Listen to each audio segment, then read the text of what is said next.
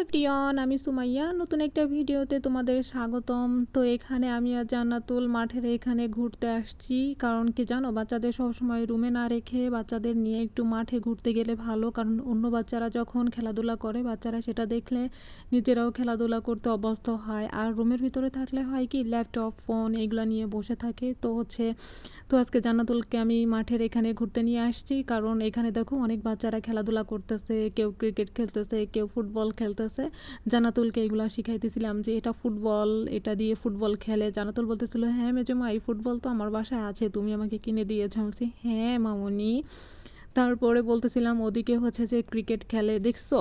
তো হচ্ছে যে একজন আরেকজনকে দেখে অনুপ্রেরিত হয়, কারণ বাচ্চারা তো দেখে শিখে, বুঝছো না? আর রুমের ভিতর থাকলে ফোন, ল্যাপটপ এইগুলা নিয়েই বসে থাকবে, বুঝছো?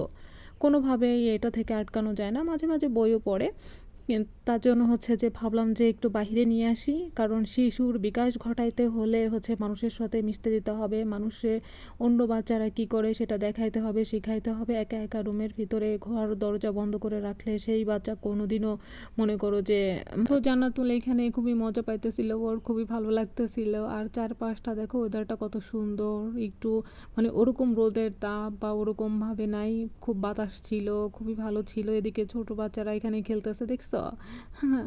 আর জান্নাতুল ওই যে বল আসতেছিল, আর আমি আর জান্নাতুল দৌড় মারছি। জান্নাতুল ইয়াহু! জান্নাতুল এখন দেখছো আমার ছোট মামনিটা কত বড় হয়ে গেছে, মাশাল্লাহ। সবাই আমার জান্নাতুলের জন্য দোয়া করবা, মামনিটার জন্য। দেখো কত সুন্দর দৌড়ায়, দেখছো? অনেক সুন্দর দৌড়ায়। আর এদিকে হচ্ছে যে ওর চুল একটু বড় হয়েছে না, একটু ছুটি করে দিয়েছি, আরও দেখতে বেশি ভাল লাগে, একদম জোস লাগে, দেখছো? সবাই ভাবে যে, অনেকে ভাবে যে এটা আমারই বাচ্চা, কারণ আমার মতোই দেখতে। কিন্তু জান্নাতুল আমার থেকে আরও বেশি ফর্সা, আমি তো অত ফর্সা না। এই দেখো আমি আরও কত ছোটো ছোটোভাবে দৌড় মারে, দেখছো?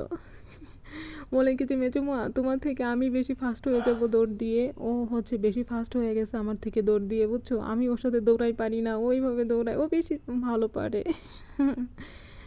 দেখছো ও কত খুশি হয়েছে যে ও দৌড় দিয়ে আগে আগে চলে আসতে পারছে। ওকে আমি জিতাই দিই সব সময়, বুঝছো? অনেক সময় আছে কি যে নিজে হেরে গিয়ে অন্যকে জিতিয়ে দেওয়ার মাঝে যে মজা বা যে আনন্দ আছে, এটা যে হয়তো মনে করো যে জিতে যায়, সে ভাবে কি যে সেই জিতে গেছে, কিন্তু না। ঠিক আছে, এখানে কোলে নিয়েছি, তারপর বলতেছে যে না মেজমা নামাই দাও, আমি একটু এখানে দৌড়াদৌড়ি করব, একটু খেলবো। তাহলে হচ্ছে তারপরে আবার ওকে আমি নামিয়ে দিয়েছি, দেখেছো? আর বলতেছে অত কর্নারের দিকে যেও না, ওখান থেকে তুমি পড়ে যাবে। আমি বললাম যে না, আমি তো বড় মানুষ, ওখান থেকে আমি কীভাবে পড়ে যাব? এভাবে এভাবে নাচতে হবে। জান্নাতুলকে আমি বলছি, পরে জান্নাতুলও দেখো ওইভাবে ওইভাবে নাচতে গেছে। ওইভাবে নাইছো না মামুনি, তোমার মাথা ঘুরাই যাবে। ও আমার মতো নাচার ট্রাই করে, বুঝছো?